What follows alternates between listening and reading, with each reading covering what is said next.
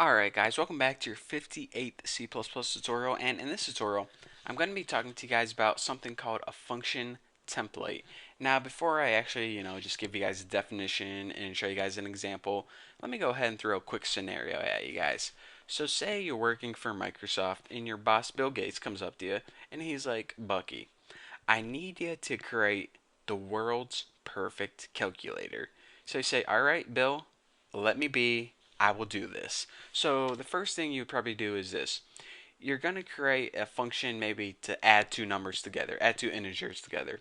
So you're going to write int is your return type, name the function add crap because, it's the most professional thing I could think of. And then you'd write like int a and int b for your two numbers.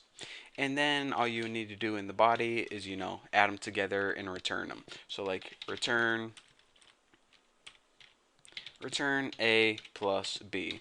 So there's your function right there, add crap. It adds two numbers together. So whenever you want to use it in your main, you would need, two integer variables like int x equals 7, y equals 43, and we'll store the answer in a variable called z.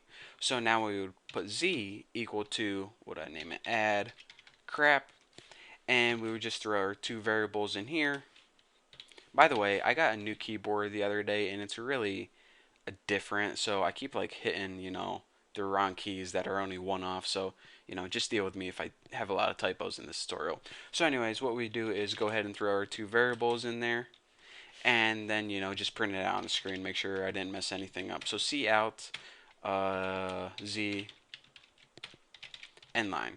So let's go ahead and build and run this and make sure we didn't get any errors, and we get 50, and upon checking we find out that 43 plus 7 is indeed 50. So that is our function add two integers together. But he didn't say I want a program to add two integers together, he wants a calculator. So we're saying alright. So we have a bunch of different, types of numbers besides integers. We have a float, a long, double, every, some with decimal points, some just with basic integers. So we're going to need to take this function and, copy it and, basically make the same exact function, but make this one using doubles, make this one using floats, make this one using long, and as you can see already, this program is going to get huge and it's going to get messy. And if we ever decided that we messed up something, like we put minus here instead of plus, we're going to need to go back on every single function and fix them all. And it's just going to be a big pain in the butt.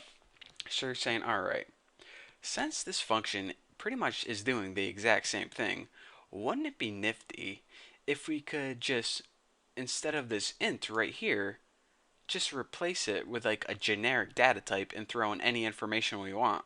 Well, that would be a little bit too easy. Or would it? Is there a way that we can indeed build functions that could handle multiple types of data? Well, you guys are in luck because that's exactly what I'm going to be teaching you in this tutorial. Instead of building a function that can only handle one type of data, if we're building a bunch of different functions that did the exact same thing, why not code this to handle multiple types of data? Well, in order to do that, we first need to build something called a template definition. And what a template definition is going to do is we're going to be building a generic type of data. Basically all we're going to be doing in this line of code. So let's go ahead, and in order to do that, you first write the name template. And now, inside angle brackets right after it, you write class. And then you give your class a name like Bucky. Now Bucky is pretty much a template. It's not, an integer, it's not a float, it's not a character, it's just a generic type of data. So then we can use that generic type of data. Let's go ahead and copy Bucky. And instead of, having int or double or long, we can just go ahead and type in our generic type of data anywhere we would use, a specific type of data. So now your return value is Bucky.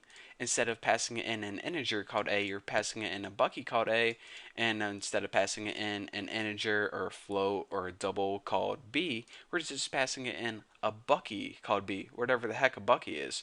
So now let me go ahead and run this, and I'll show you guys that this works beautifully, just like that.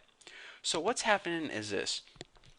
Instead of building functions that take, that take two integers and return an integer, we can just throw in generic data types instead using this template definition right here.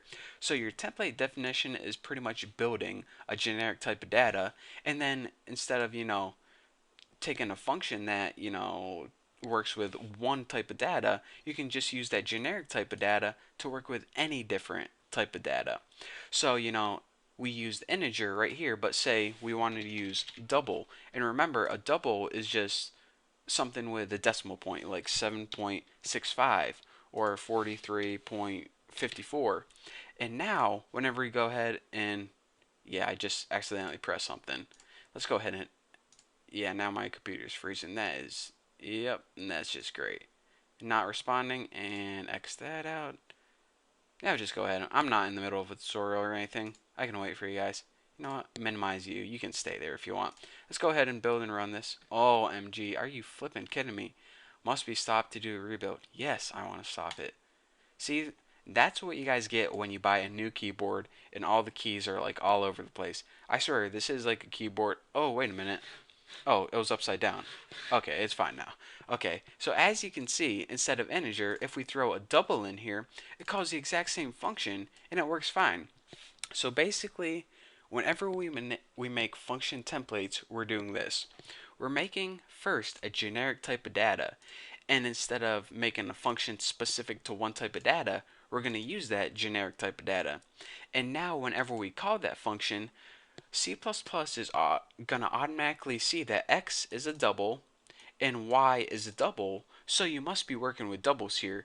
So instead of Bucky, it's going to substitute the word double. That's literally what it does. It puts double right there, and double right there, and double right there.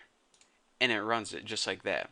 And now if we go ahead and we had an integer like 7 and 43, it will take anywhere where it said Bucky and it will change it into int, int. So as long as we have that generic type of data like that, it's going to go ahead and it's going to work with any data we have. The one thing that you can't do is you can't have an integer x and a double y. You can't have two different types of data. Well, actually, talking about that, there is a way that you can make template functions that take different types of data. But for now, I just want to cover whenever you have a function that does the exact same thing and you want it to be able to work with multiple types of data, you can build a template function. And what that means is you're pretty much building a generic type of data, and you're going to be using that generic type of data inside your function instead of, integers or doubles or anything like that. So then whenever you use your function later on, you can use it with integers, doubles, or you can even build it to work with like strings and characters if you want, but you can't really do that using addition.